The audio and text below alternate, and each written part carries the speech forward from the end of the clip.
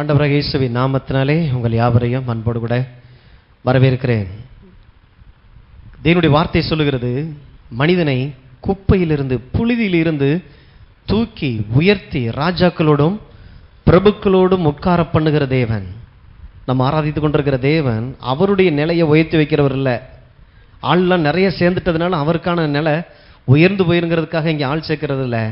ஆண்டவர் சொல்லுகிற இந்த இடத்துல இருக்கிற கடைசி நிலையில் தரதட்டி இதுக்கு மேலே கீழே போக முடியாதுங்க, என் வாழ்க்கையில் அவ்வளோ பெரிய ஒரு மோசமான ஒரு வாழ்க்கையில் நான் வாழ்ந்துகிட்டு இருக்கிறேன்னு சொன்னாலும் வேதம் சொல்லுகிறது, அப்படிப்பட்டவனை ஆண்டவர் தூக்குறதுக்காக அவர் இறங்கி வந்தார். அதனால தான் மாட்டுக்கோட்டையில், இங்கே யாராவது மாட்டுக்கோட்டையில் பிறந்தவங்க இருக்கிறீங்களா? வாய்ப்பில்லை இல்லை.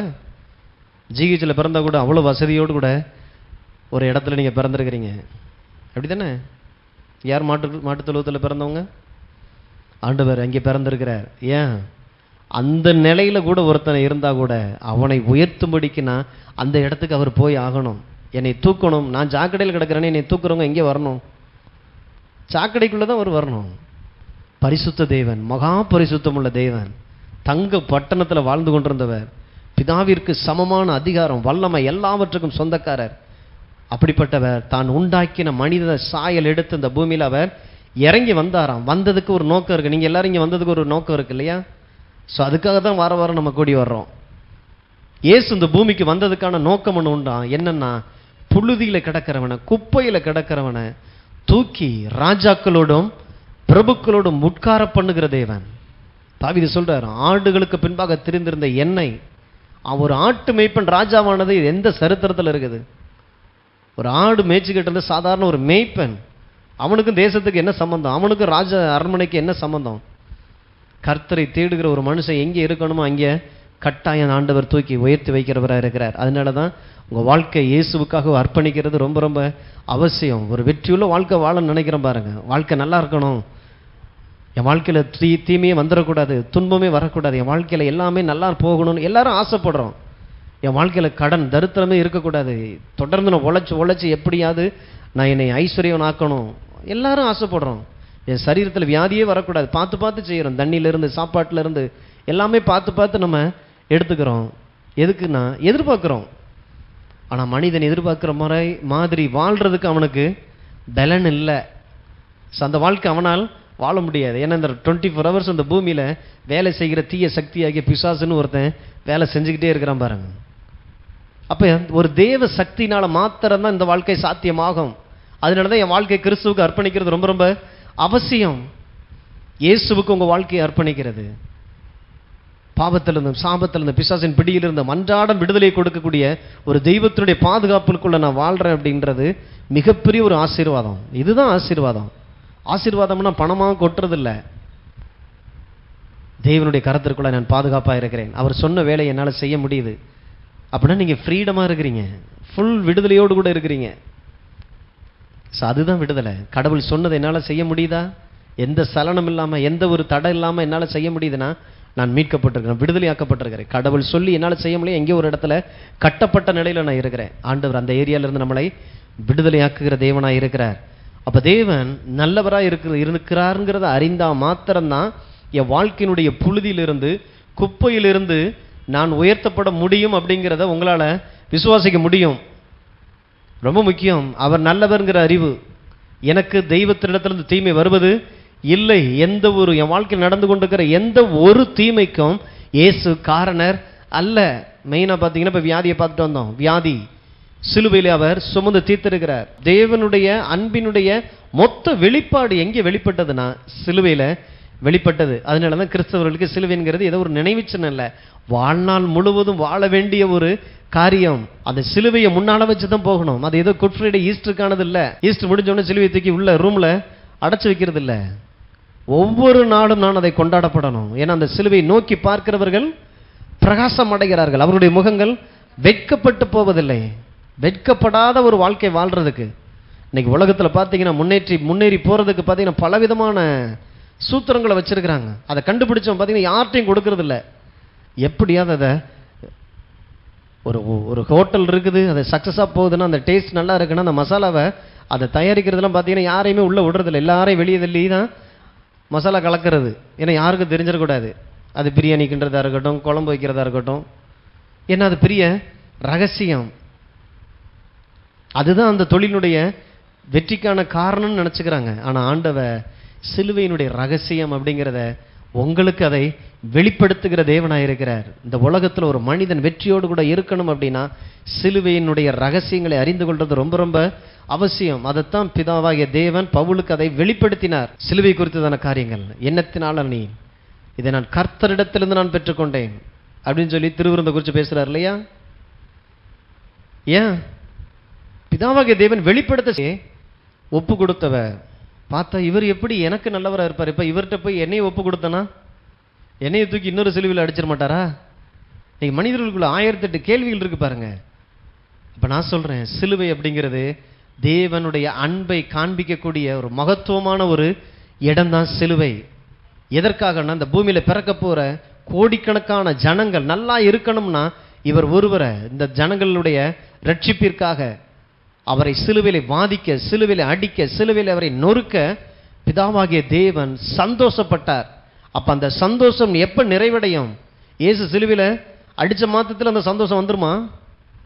பிதாவாகிய தேவன் சந்தோஷப்பட்டாரா? இவர் சிலுவையிலே அடிக்கப்பட்டதுனால இன்னைக்கு பிறந்து அந்த சிலுவையினுடைய ஆசீர்வாதங்களை எடுத்து ஒவ்வொருத்தரும் அனுபவிக்க பிதாவாகிய தேவனுடைய இருதயம் அங்கே சந்தோஷப்படுது. அப்போ அதனால தான் ஒரு பாவி மனம் திரும்பி வரும் பொழுது பரலோகத்தில் மிகுந்த சந்தோஷம் உண்டாகிறது. இப்போ பிதாவினுடைய சந்தோஷம் இப்போ சுற்றி இருக்கிற தேவ தூதர்களுக்கு அது கடந்து போகுது. சிலுவையினுடைய அந்த நன்மையை ஒவ்வொருத்தரும் பாவ மன்னிப்பிலிருந்து விடுதலை அடையும் பொழுதும், வியாதியிலிருந்து அந்த சிலுவையை பார்த்து சுகத்தை பெற்றுக்கொள்ளும் போதும், தரித்திரத்திலிருந்து, கடன் பிடியிலிருந்து, சிலுவையிலிருந்து ஐஸ்வர்யத்திற்கு நேராக ஒவ்வொருத்தரும் ஏறி போகும் பொழுது பரலோகம் அங்கே கையை தட்டி அங்கே நம்மளை ஆர்ப்பரிக்கிறதா இருக்கிறது. இதுக்குத்தான் சிலுவை வந்ததுன்னு சொல்ற மாதிரி இருக்குது. அப்போ சிலுவையை நான் கொண்டாடணும், ஒவ்வொரு நாளும் நான் கொண்டாடணும். சிலுவையை மறந்து போயிடக்கூடாது. வருஷத்தில் ஒரு நாள் நினைச்சு பார்க்கறதுக்கு இல்லை, ஒவ்வொரு நாளும் சிலுவை எனக்கு முன்பாக வைத்து நான் செல்லும்படி அழைக்கப்பட்டிருக்கிறேன். அப்போ தேவன் நம்முடைய தண்டனைகளை இயேசுவின் மீது வைத்து இன்று நாம் அந்த ஆக்கினை தீர்ப்பில் இருந்து நாம் விடுதலையாக்கப்பட்டிருக்கிறோம். இன்னைக்கு நான் பாவி அல்ல. அதான் கடந்த 2 வாரமா பார்த்தோம், பிசாசு நம்மளை இரவும் பகலும் குற்றம் சாட்டிக்கிட்டே இருக்கிறானா. இன்னைக்கு மகா பிரதான ஆசாரியராக இருந்து இந்த இயேசு என்ன செய்து கொண்டிருக்கிறார்? நமக்காக பிதாவினுடைய வலது பாரசத்திலிருந்து கிருபாதார பலியாக இருந்து நமக்காக அவர் வேண்டுதல் செய்து கொண்டிருக்கிறார். என்ன?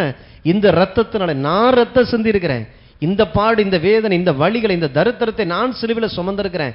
அப்ப என்னை நம்பி இருக்கிற, அவருடைய நாமத்தை நம்பி இருக்கிற ஒருவனாகிலும் கெட்டு போவது பிதாவினுடைய சித்தம் அல்லென்ற நிலையில் இன்னைக்கு இயேசு பரலோகத்திலிருந்து ஒரு ஊழியத்தை செய்து கொண்டிருக்கிறார். 33 ஆண்டுகள் இந்த பூமியில் இருந்தது பைபிளில் இருக்குது. இன்னைக்கு என்ன பண்ணிட்டு இருக்கிறார்? அதைத்தான் வெளிப்பாடாக எபிரேயர்லாம் திரும்ப திரும்ப அதை சொல்றார், யோவான்லாம் திரும்ப திரும்ப அந்த காரியங்களை தான் காட்டுறார். இயேசுவினுடைய மகா பிரதான ஆசாரியருக்கேற்ற அந்த ஊழியம் மிகப்பெரிய அளவில் நடந்து கொண்டிருக்கிறது. அந்த ஊழியத்தில் தான் நம்மளும் இருக்கிறோம். இது இயேசுனுடைய ஊழியத்தில் பலனடைகிற பிள்ளைகளுடைய ஆசீர்வாதங்கள். அப்ப இரவும் பகலும் குற்றம் சாட்டுகிறவன் தாழ தள்ளப்பட்டு போனான். என்ன? ஆட்டுக்குட்டியின் இரத்தத்தினாலும் சாட்சியின் வசனத்தினாலும் பிசாசை நீங்கள் ஜெயித்திருக்கிறீர்கள். எப்படி ஜெயிக்கிறோம்? அவன் உங்களை பாவி பாவின்னு சொல்லும் பொழுது நீங்க என்ன சொல்லணுமா? நீங்க என்ன சொல்லணும்? நான் நீதிமானா இருக்கிறேன். திரும்ப திரும்ப உங்க வாய் பேச வேண்டியது அதுதான். இது விளையாட்டுக்காக இல்லைங்க, மிகப்பெரிய ஒரு ஆசீர்வாதம் இது. அதனிடம் பலவீனன் தன்னை பலவான் என்று சொல்ல கடவன், தரித்திரன் தன்னை ஐஸ்வர்யவான் என்று எங்கே, எந்த ஆதாரத்திலிருந்து சொல்றது? சிலுவையில் என்னுடைய தரித்திரங்கள் அடிக்கப்பட்டது, சிலுவையில் என்னுடைய பலவீனங்கள் அடிக்கப்பட்டிருக்கிறது. பாவத்தினுடைய விளைவு சிலுவையில் போயிருக்கிறதுனால இன்னைக்கு அதுல இருந்து நான் வெளியில வந்திருக்கிறேன். அதனாலதான் ஒருவன் கிறிஸ்துவுக்குள் இருந்தால் புது சிருஷ்டியாய் இருக்கிறான், பழையவைகள் எல்லாம் எல்லாம் ஒளிந்து போயின, இப்ப எல்லாமே புதிதாக்கப்பட்டதா இருக்கிறது. என் வாழ்க்கை புதிதாக்கப்பட்ட வாழ்க்கையா இருக்கிறது. அப்ப அந்த புதிய வாழ்க்கையை நான் பார்க்கணும்னா அந்த பூமியில பார்க்க முடியாது. பக்கத்து வீட்டுக்காரன் வாழ்க்க அந்த புதிய வாழ்க்கை இல்லை, உலகத்திலே இல்லாத ஒரு வாழ்க்கை. அதைத்தான் நீங்க வேதத்துக்குள்ள இருந்து பார்க்கணும், பரிசுத்த ஆவியானுடைய அந்த வெளிச்சத்திலிருந்து பார்க்கணும். ஓ, நான் இப்படித்தான் வாழணுமா? ஆண்டவர் சொல்றாரு, நீ சாகிறதுக்காக உன்னை அழைக்கல, எனக்காக நீ நல்லா வாழ்ந்து காட்டு, அதுக்காக தான் நான் உன்னைய அழைச்சிருக்கிறேன். சிலுவையினுடைய செய்தி அதுதான். உனக்காக நான் செத்துட்டேன், நானும் செத்து நீயும் செத்து, செத்து செத்த விளையாடுறது வேண்டாம். நான் செத்துட்டேன், நீ இந்த பூமியில நல்லா வாழ்ந்து காட்டு. தேவன் ஒருவர் இருக்கிறார். இயேசு எவ்வளவு மகத்துவமான தேவன், எப்படிப்பட்ட மனிதனையும் பிரகாசிக்கிற தேவன்கிறதுக்கு சாட்சியாக உன் வாழ்க்கை இருக்கட்டும். செத்துறாத. அப்ப ஏசாயால தேவன் தன்னுடைய அன்பினுடைய உச்சத்தை இங்கே காண்பிக்கிறார். சரீரம் வியாதிப்படுது அப்படின்னா இயேசு சிலுவையிலே பாவத்தை மாத்திரமல்ல வியாதியும் சுமந்து தீர்த்திருக்கிறார். ஏசாயா 53:5 நம்முடைய மீறல்கள் நிமித்தம் அவர் காயப்பட்டு நம்முடைய அக்கிரமங்கள் நிமித்தம் அவர் நொறுக்கப்பட்டார், நமக்கு சமாதானத்தை உண்டு பண்ணும் ஆக்கினை அவர் மேல் வந்தது, அவருடைய தழும்புகளால் குணமாகிறோம். அதை எப்படி வாசிக்கணும்னு சொல்லியிருக்கிறேன்.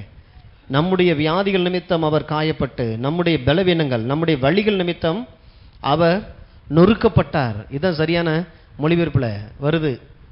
இயேசு வெறுமன பாவத்துக்காக மாத்திரமல்ல, உங்கள் சரீரத்தில் வரப்போகிற வந்துகிட்டு இருக்கிற எல்லா வியாதிகளையும் இயேசு சிலுவையிலே சுமந்து தீர்த்திருக்கிறார். இந்த இயேசுவை, இந்த சிலுவை விசுவாசிக்கிற ஒவ்வொரு பிள்ளைகளுக்கும் சுகம் பிறப்புரிமையாக இருக்கிறது, அது சுதந்திரமாக இருக்கிறது. விட்டு கொடுக்காதீங்கன்றார். இல்லை ஊசியை போட்டால் சரியாயிரும், மாத்திரையை போட்டால் சரியாயிரும், அது எல்லாருக்கும் சரியாகுது, எனக்கு அப்போ ஊசி மாத்திரை மருந்தெல்லாம் இல்லை. ஆண்டவரே சொல்றாரு,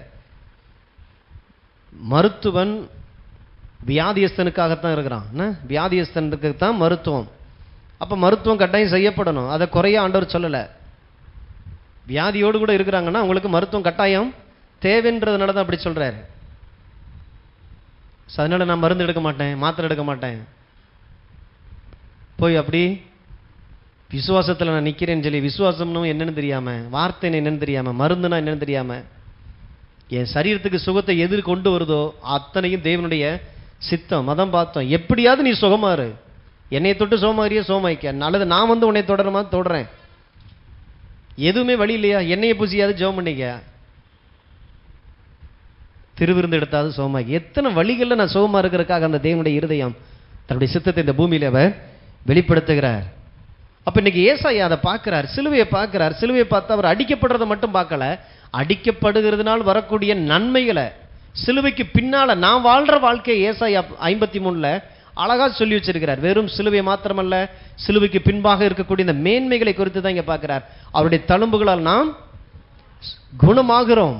அதாவது இது நடந்துச்சுன்னா நிச்சயமா அப்படி விசுவாசிக்கிறவர்கள் குணம் ஆயிருவாங்கன்றத எதிர்காலத்தில் பார்க்கிறார். ஆனா அதே இதை பேதுரு இப்ப பார்க்கும்போது சொல்றாரு, 1 பேதுரு 2:24, நாம் பாவங்களுக்கு செத்து நீதிக்கு பிழைத்திருக்கும்படிக்கு அவர் தாமே தமது சரீரத்திலே நம்முடைய பாவங்களை சிலுவையின் மேல் சுமந்தார், அவருடைய தழும்புகளால் குணம் ஆனீர்கள். ஏசாயா என்ன சொன்னாரு? குணம் ஆவீர்கள், குணமாகிறோம். அதாவது ஃபியூச்சர்ல சொல்றாரு, இதை கண்டுபிடிச்சிட்டாரு. இப்ப சிலுவைக்கு பின்னால இந்த சிலுவைக்குள்ள போய் பார்த்துட்டு வந்த இந்த பேதுரு சொல்றாரு, அவருடைய தழும்புகளால் நான் குணமாகி இருக்கிறேன். எல்லாரும் சொல்லுவோம், இயேசுவின் தழும்புகளால் நான் குணமாகி இருக்கிறேன். இன்னொரு தடவை, இயேசுவின் தழும்புகளால் நான் சுகமாக இருக்கிறேன். இன்னொரு தடவை, இயேசுவின் தழும்புகளால் நான் சுகமாக இருக்கிறேன். இவ்வளவுதாங்க சிலுவையினுடைய ஆசீர்வாதத்தை எடுக்கிறது. அப்படி பார்க்கிறது, சிலுவையை பார்க்கும் பொழுதே கடந்த காலத்தில் பார்க்கிறது எனக்கு முடிந்து போன ஒரு காரியமா இருக்கிறது சுகம் அப்படிங்கிறது. அப்ப சரீரத்தில் இன்னைக்கு வியாதி வருது, இன்னைக்கு நான் பலவீனப்படுறேனே, இன்னைக்கு என்னால் தீர்க்கப்பட முடியாத ஒரு வியாதிக்குள்ள நான் போய்கிட்டு இருக்கிறேனே, அப்படிப்பட்டவங்களுக்கு தான் சொல்றாரு, நீ ஏற்கனவே சுகமாய் இருக்கிற. கானானிய ஸ்திரீ தன்னுடைய பிள்ளையினுடைய வியாதிக்காக இயேசுட்ட வரும்பொழுது ஆல்ரெடி அந்த சுகம் இயேசுக்குள்ள இருந்தது. இப்ப ஆண்டவர்கிட்ட வந்த உடனே அவர் சொல்றாரு, உன் விசுவாசம் உன் பிள்ளைய குணமாக்கட்டும் சொல்லி உடனே சுகம் உடனே வந்தது. அப்ப இன்னைக்கு அந்த சுகம் எங்க இருக்குது? இன்னைக்கு அவருக்குள்ள மாத்திரம் வச்சிருக்கல, இன்னைக்கு நமக்காக அது சிலுவையிலே உடைக்கப்பட்டது. பாருங்க, ஒரு செண்டு பாட்டல் இருக்கு அப்படின்னா லைட்டா திறந்து திறந்து வச்சு தடவி தடவி அல்லது ஸ்ப்ரே அடிச்சுட்டே போனா அந்த ஒரு ஆளுக்கு மட்டும்தான் மணக்குது. மொத்தமா அடிச்சு உடைச்சு ஊத்துனா வீடே என்ன சுத்தி உள்ள ஏரியாவே மணக்க ஆரம்பிக்கும். சிலுவையிலே இயேசு உடைக்கப்பட்டார். முழு மனுக்குலமும் அந்த நறுமணத்தை அனுபவிக்கும்படியாகவே இயேசு சிலுவையிலே நொறுக்கப்பட்டார், உடைக்கப்பட்டார். எந்தெந்த பக்கத்தெல்லாம் அடிச்சு அந்த வாடை எடுக்கணுமோ எல்லா பக்கங்கள்ல இருந்து எடுத்து கடைசியில பார்த்தீங்கன்னா ரத்தமும் நீரும் வந்ததுன்னா இனிமே அவர்கிட்ட அந்த நறுமணம் அவர்கிட்ட இல்லை. எல்லாத்தையும் இன்னைக்கு தேவன் நமக்காக உலகத்தில் வெளிப்படுத்தி இருக்கிறார். இன்னைக்கு தெய்வீக சுகம் யாருனாலும் அவரை தொட்டு அவரை விசுவாசித்து எடுத்துக்கொள்ள முடியும். அவருடைய தழும்புகளால் நாம் சுகமாக இருக்கிறோம். அப்ப இதெல்லாம் நான் அனுபவிக்கணும் அப்படின்னா சத்ரு நம்மளை குற்றம் சாட்டி கொண்டே இருக்கிறான். அவனை டீல் பண்றது எப்படி? ஆட்டுக்குட்டியின் இந்த ரத்தத்தினாலும். அதனால தான் ரத்தத்தை குறித்து இருக்கிற அறிவு ரொம்ப ரொம்ப அவசியம். ரத்தம் தான் ஒரு மனிதனை விடுதலை ஆக்குது இந்த பூமியில. ஏன், எப்படி, எதுக்கு, எல்லா கேள்விக்கு எனக்கு பதில் தெரிஞ்சாதான் நான் அதெல்லாம் நம்புவேன். அப்படின்னா நீங்க எதையுமே எடுக்க முடியாது. ஏன் நான் சாப்பிடணும்? சாப்பிட்டா தான் நான் ஏன் நல்லா இருப்பேன்? யாருக்காவது தெரியுமா? சாப்பிட்டா நீ நல்லா இருப்ப. வண்டி ஏன் பெட்ரோல்ல தான் ஓடுது? சாகு கிடக்கிறவங்களுக்கு கூட ஒரு பாலை கொடுத்தோம்னா ஏஞ்சி உட்காந்துறானே. ஏன் நான் ஏன் வண்டிக்கு பாலை ஊற்றக்கூடாது? எல்லா விளக்கமும் எனக்கு தெரிஞ்சாதான் நான் வண்டியை ஓட்டுவேன். அப்படின்னா காலத்துக்கு நீங்க யாருமே வண்டி ஓட்ட முடியாது. சொல்லியிருக்கிறாங்கன்னா இன்னைக்கு வரைக்கும் ஆச்சு. ஏன் எதுக்குன்னு தெரியாது. பொறுப்பாக நம்ம பெட்ரோலை போடுறோம். எத்தனை பழைய வண்டியாக இருந்தாலும் அது ஓடிக்கிட்டு இருக்குது.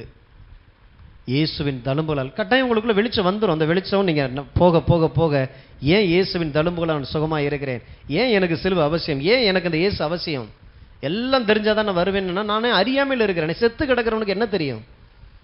முதல்ல அவனுக்கு உயிர் தேவை. அதுக்கு தான் வார்த்தை, அதுக்கு தான் ஆண்டவருடைய பிரசன்னம், அதுக்கு தான் சபை, அதுக்கு தான் பிரசங்கம். இயேசுவை சொந்த ரட்சகராய் ஆண்டவராய் ஏற்றுக்கொள்ளுங்க. சிலுவினுடைய அத்தனை சுதந்திரத்திற்கும் உங்களை தேவன் பங்காளிகளாய் மாற பண்ணுகிறவராக இருக்கிற. ரெண்டாவது போன வாரத்தில் பார்த்தோம். முதல்ல பிசாசு நம்மளை குற்றம் சாட்டுகிறான், அவனை டீல் பண்ணிடலாம். ரத்தமும் வார்த்தையும் இருக்குது. போன வாரத்தில் பார்த்தோம் நம்முடைய இருதயமே நம்மை குற்றம் சாட்டுகிறதே, அதனால நமக்கு தைரியம் இல்லாமல் போயிடுது. தேவன் எவ்வளவுதான் நல்ல காரியங்களை செஞ்சிருந்தாலும் அந்த காரியங்களை நான் அனுபவிக்க முடியாதபடி ஏன் இருதயமே என்னை குற்றம் சாட்டி கொண்டிருக்கும் பொழுது எனக்கு தைரியமற்றவனாக போயிடுறேன்.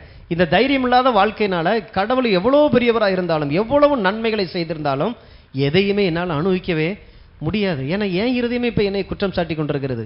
இது சிலுவைக்கு பின்பாக இரத்தத்தினால் கழுவப்பட்டு மீட்கப்பட்ட தேவ பிள்ளைகளுக்கு யோவான் சொல்றார், உங்கள் இருதயமே உங்களை குற்றவாளியாக தீர்க்குமே, தேவன் உங்கள் இருதயத்திலும் பெரியவராக இருக்கிறார்.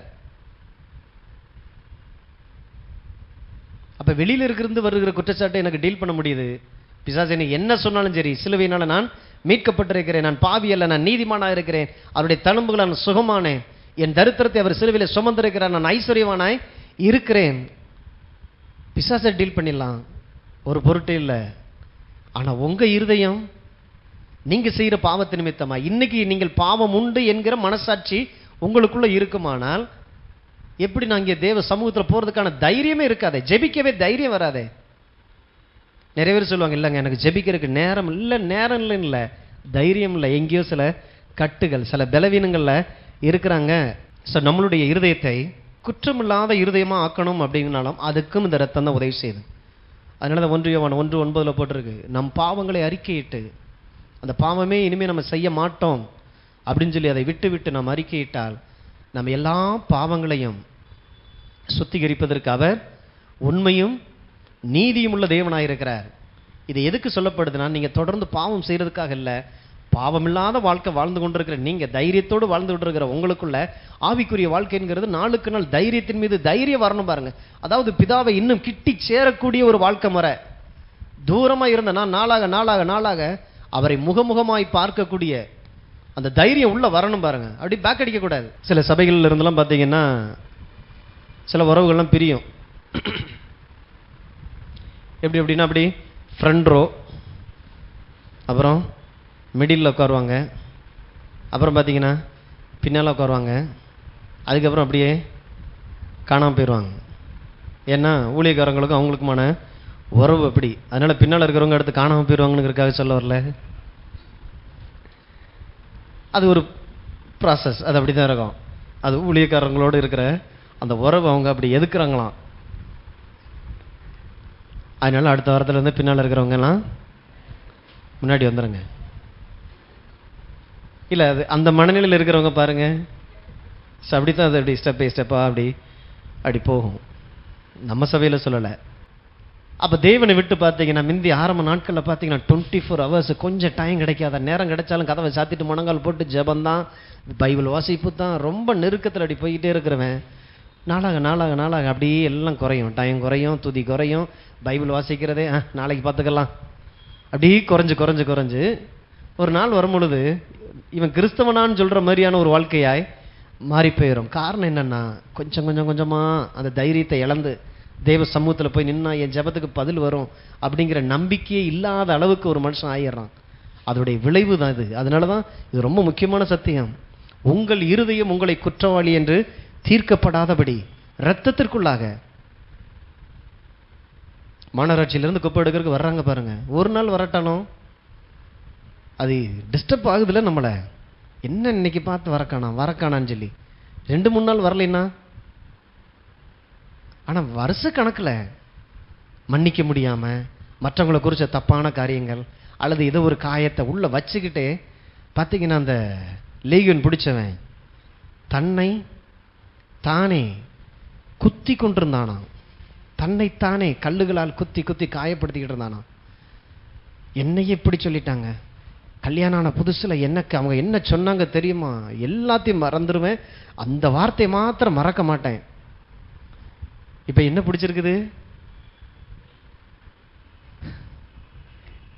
லேகியோன்.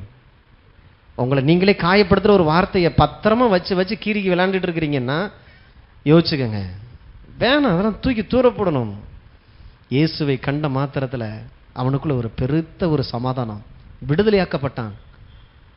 வஸ்திரம் தரித்தவனாய் சந்தோஷத்தோடு இயேசுக்கு முன்னால் போய் பாதத்தரைகளை போய் உட்காந்துருந்தான். அந்த இயேசு உள்ள வச்சுக்கிட்டே நாளாக நாளாக பிசாசுக்கு இடத்த கொடுத்து கொடுத்து கொடுத்து உங்கள் இருதயத்தை காயப்படுத்தக்கூடாது. யார் என்னன்னாலும் சொல்லிட்டு போட்டு, ஆண்டவர் உங்களுடைய சமூகத்தில் அதை தர்றேன், நீர் என்னை பற்றி என்ன சொல்லியிருக்கிறீர், அதைத்தான் நான் பேச நான் தீர்மானிக்கிறேன். உங்களை நீங்களே காயப்படுத்திக் கொள்ளக்கூடாது. அப்போ உங்கள் இருதயம் உங்களையே குற்றம் சாட்ட முடியாதபடி இயேசுடைய ரத்தம் நமக்கு உதவி செய்கிறது. அதுக்கு தான் அவரை குறித்து அறிகிற அறிவு தான் நமக்கு தைரியத்தை கொண்டு வருகிறது. உங்கள் பாவத்தை குறித்து அறிவு இல்லை. நான் என்னென்னலாம் பாவம் பண்ணேன், இப்படிலாம் பாவம் பண்ணேன், எனக்கு மன்னிப்பே கிடையாது. முதல்ல அந்த அறிவுலேருந்து வெளியில் வாங்க, இயேசுவை அறிகிற அறிவுக்குள்ளே வாங்க. அந்த இயேசுவின் ரத்தம் தான் உங்களை இந்த பூமியிலிருந்து நிரந்தரமான நித்தியமான விடுதலைக்குள்ளாக உங்களை கொண்டு வந்திருக்கிறது. இன்னைக்கு நீங்கள் மீட்கப்பட்டவர்களாக இருக்கிறீங்க. ஒரு மனிதனை பாவம் ஆளுகை செய்ய முடியாது இயேசுக்குள்ளே இருக்கிறவனை. ஏன்னா இவன் கிருபையின் பரிபூர்ணத்தை நீதியாக ஈவின் பரிபூர்ணத்தை பெற்றிருக்கிறபடினால் ஆளுகை செய்வது அதிக நிச்சயம். இந்த பூமியில பாவத்தின் மீது எனக்கு ஒரு ஆளுகை இன்னைக்கு உண்டாயிருக்கிறது. அப்ப என் இருதயத்தில் இன்னைக்கு நான் பாதிக்கப்பட்டாலும் அந்த இயேசுவின் ரத்தத்தினாலே நான் அதை சுத்திகரித்து பாவம் இல்லை என்கிற உணர்விலிருந்து தன்னை திரும்ப வர முடியும். சேவானை கொலை பண்ணுவதற்கு உதவி செய்த அந்த பவுல் அவர் சொல்றாரு, இந்த கட்டுகளை தவிர எல்லா விஷயங்களிலும் நீங்கள் என்னை போல ஆகுங்கள் என்று நான் ஜெபிக்கிறேன்றாரு. எப்படி? சபையை துன்புறுத்தினவர், அவர்களை மரணத்துக்கு ஒப்புவித்தவர் இயேசுவே நேரடியாக வந்து கேட்குறாரு, எப்பா முள்ளில் உதைக்கிறவனுக்கு கஷ்டமா இல்லையா? டைரெக்டாக எனக்கு நேரம் நீ மோதல, யாரோ ஒரு மனுஷனுக்கு நேரம் நீ மோதலை, சபைக்கு விரோதமாக நீங்கள் மோதிக்கிட்டு இருக்கிறீங்க அப்படின்னா டைரெக்டாக கிறிஸ்துவோடு கூட நான் மோதிக்கிட்டு இருக்கிறேன், முள்ளில் உதைக்கிறது உனக்கு கஷ்டமா இல்லையாப்பா? அதனால ரொம்ப கவனம். நாம் செய்கிற ஒவ்வொரு செயலும் எதற்கு விரோதமாக இருக்குது? மனிதர்களுக்கு விரோதமா, சபைக்கு விரோதமானா? டீல் பண்ணுறது யாரோ ஒரு ஊழியருக்கு விரோதமானது இல்லை. அப்பாயின்ட் பண்ணி அதுக்கு பின்னால் இருந்து அந்த அபிஷேகித்து பின்னால் இருந்து வேலை செய்கிற கிறிஸ்துவுக்கு விரோதமான காரியங்களை நான் பேசுகிறேன்னா? அதனால தான் கவனமாக இருக்கணும் பாருங்க. நம்முடைய இருதயம் நம்மளை குற்றம் சாட்டக்கூடாது. அந்த பவுலை சொல்றாரு, என்னை போல ஆகுங்கள், ஏன்னா நான் கிறிஸ்துவை போல இருக்கிறேன். அப்போ எப்போ அந்த ஸ்தேவான் அந்த சபையை துன்புறுத்தின அந்த சம்பவம் அப்படின்னா, இல்லை அந்த கல்லெல்லாம் நான் என்னைக்கு தூர போட்டேன், இப்போ நான் குத்திக்கிட்டு இருக்க மாட்டேன். ஒருவன் கிறிஸ்துவுக்குள் இருந்தால் புது சிருஷ்டி, பழையவைகள் எல்லாம் ஒளிந்தன, எல்லாம் புதிதாக்கப்பட்டது. கிறிஸ்துவோடு கூட நான் சிலுவையில் அறையப்பட்டிருக்கிறேன். முன்பக்கத்தை தானே இயேசு தொங்கிட்டு இருக்கிறார் சிலுவையில். அந்த சிலுவைக்கு பின்னால் யார் இருக்கா? என்னைக்காவது பார்த்துருக்கீங்களா சிலுவைக்கு பின்னால் யார் இருக்கான்னு? சிலுவைக்கு முன்னால் இயேசு இருக்கிறார், பின்னால் எம்டியாக இருக்குல்ல. அர்த்தம் என்ன? எடுத்து உங்களை நீங்களே அடிச்சுக்கங்க. ஏன்? கிறிஸ்துவோடு கூட நானும் சிலுவையில் அறையப்பட்டேன். கிறிஸ்து சிலுவையினுடைய ஆசீர்வாதங்கள் எல்லாம் இப்போ எனக்கு மொத்தமாக வந்திருக்குது. இப்போ பிழைத்திருக்கிறது நான் அல்ல, என்னிலே கிறிஸ்து பிழைத்திருக்கிறார். உயிர்த்தெழுந்த அந்த இயேசு என்னிலே பிழைத்திருக்கிறார். உங்கள் இருதயம் உங்களை குற்றம் சாட்டக்கூடாது.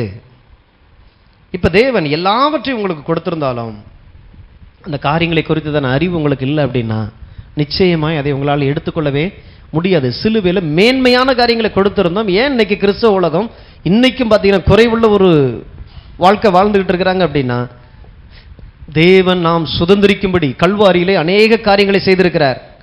ஆனால் அத்தனையும் நான் அறியாமையிலேயே இருந்து மரித்து போவதற்கு வாய்ப்பு இருக்குது. வாசிங்க ரோமர் 5:1. இவ்விதமாக நம் விசுவாசத்தினாலே நீதிமான்கள் ஆக்கப்பட்டு இருக்கிறபடியால் நம்முடைய கர்த்தராகி இயேசு கிறிஸ்து மூலமாய் தேவனிடத்தில் சமாதானம் பெற்றிருக்கிறோம்.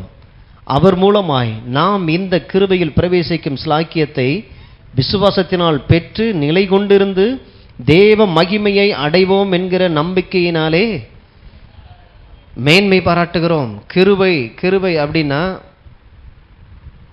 தேவன் தந்த எல்லாமே கிருபை தான். ஏன்னா எல்லாமே ஈவு. நீங்கள் எந்த ஒரு விளக்கரையும் கொடுக்க முடியாது. சுகத்துக்கு நீங்கள் என்ன கொடுத்துட முடியும்? பாவ மன்னிப்புக்கு என்ன கொடுத்துட முடியும்? தேவன் தருகிற ஐஸ்வர்யத்துக்கு என்ன கொடுக்க முடியும்? கடவுள்கிட்ட இருந்து ஒன்றை வாங்கணும்னா நீங்கள் ஏதோ ஒன்று செய்யணும்னு சொல்லி சொல்றதுக்கு பேர் மதம்.